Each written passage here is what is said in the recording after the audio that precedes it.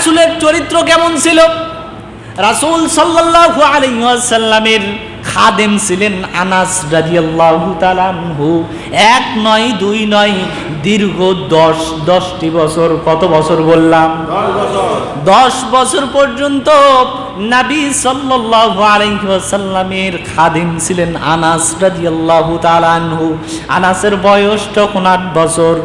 আনাসের মা নবী মুহাম্মদুর রাসূলুল্লাহ সাল্লাল্লাহু আলাইহি ওয়াসাল্লামের দরবারে নিয়ে আসলেন। নবী মুহাম্মাদের দরবারে তাকে রেখে গেলেন, নবীজির খাদিম হিসেবে রেখে গেলেন। আমি নবীজিকে কিছুই দিতে পারি নাই, আমার এই ছোট্ট আনাসকে আমি নবীজির জন্য উৎসর্গ করে দিলাম। আনাস রাদিয়াল্লাহু তাআলা এক নয়, দুই নয়, 10টি বছর পর্যন্ত নবীজির খেদমত করেছেন।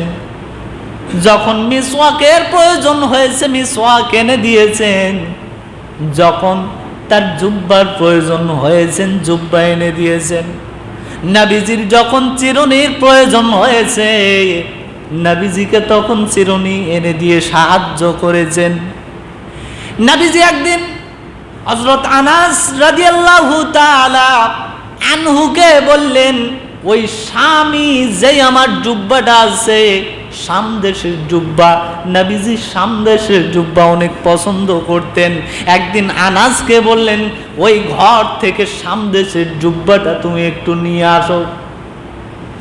আনাস রাদিয়াল্লাহু তাআলা নবীজির জুব্বা আনার জন্য যদিও যাচ্ছিলেন, প্রতিমধ্যে লক্ষ্য করলেন কয়েকজন বালক রাস্তার মাঝখানে খেলা করে।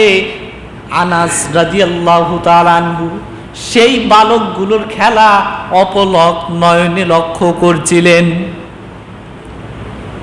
আনাস রাদিয়াল্লাহু তাআলা নবীজি যে তাকে জুব্বা আনতে বলছেন এইটা সে খেলা দেখতে দেখতে ভুলেই গিয়েছেন।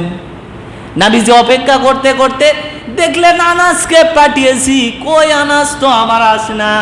নবীজি একাই চলে আসলেন, যে কি হলো আনাস আসে না কেন?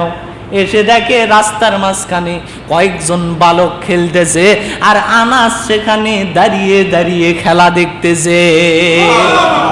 নবীজি এসে কোনো কথা বললেন না, শুধুমাত্র আনাস যেই রকম করে খেলা দেখতেছিল নবীজিও এক পাশে দাঁড়িয়ে সেই রকম করে খেলা দেখা শুরু করলেন।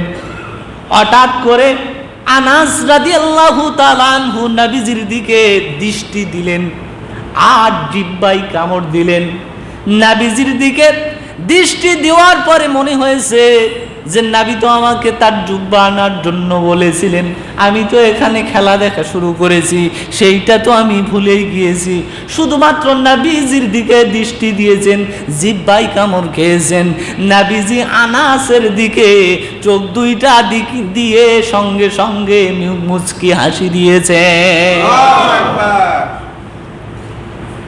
আনাস রাদিয়াল্লাহু তাআলা আনহু নবীজির চেহারার দিকে তাকিয়ে ভয়ে তিনি কাচুমাচু করে কি বলবেন ভেবে পাচ্ছিলেন না।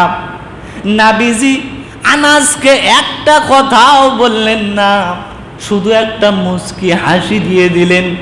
আনাস, নবীজি আনাসকে কাছে গিয়ে বুকের সঙ্গে জড়িয়ে নিলেন। কথা নাই, শুধু তার দিকে তাকিয়ে মুচকি হাসি দিয়ে আনাসকে বুকের সঙ্গে জড়িয়ে নিলেন। এই আনাস রাদিয়াল্লাহু তাআলা আনহু বলছেন যে 10টি বছর আমি বিশ্ব নবীর খাদিম ছিলাম।